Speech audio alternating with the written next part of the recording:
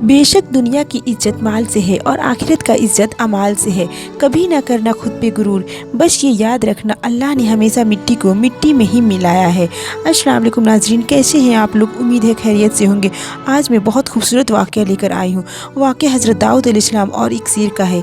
एक बार हज़रत दाऊद अलैहिस्सलाम जंगल के रास्ते से गुजर रहे थे, तभी एक शेर आपकी सुगंध को महसूस करते हुए आपके करीब दौड़ते हुए आता है और आपके कदमों में सर रख के अपनी जुबान में कहता है, ए अल्लाह के नबी, मैं आपकी ज़ियारत के लिए आया हूँ।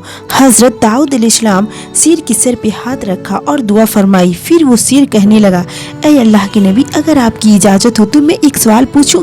हज़रत दाऊद अलैहिस्सलाम ने मुस्कुरा कर फरमाया, हाँ पूछो, क्या पूछना चाहते हो? फिर वो शेर अपनी जुबान में कहने लगता है, मुझे ये बात समझ नहीं आती कि अल्लाह ने हमारे रिज़्क़ के लिए जानवरों का गोश्त क्यों मुंतखब किया।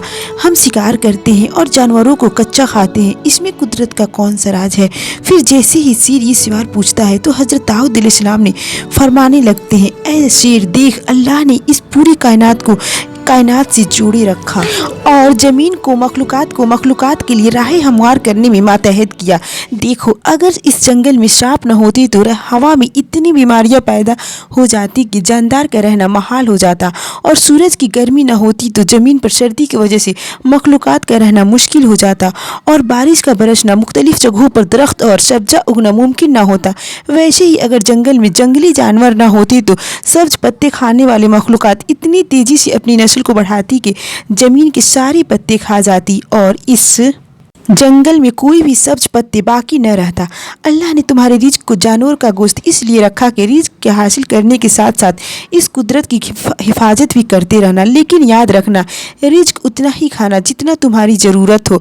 अल्लाह ने इस ज़मीन को तमाम मखलूक़ात के लिए नेमत रखा ताकि हर खिलकत दूसरी खिलकत के साथ इस कुदरत के निज़ाम को चला सके। लेकिन अफसोस तो ये है कि इंसान ज़ख़ीरा करते हैं और उसी ज़ख़ीरा करने की वजह से वो एक दूसरे का हक़ खा जाते हैं, और कोई इतना अमीर बन जाता है कि इतनी दौलत ज़ख़ीरा कर लेता है कि जो उसकी खाने से भी बहुत ज़्यादा होती है, और वो उसकी रखवाला बनकर पूरी ज़िंदगी उसकी हिफाजत करते रहता है।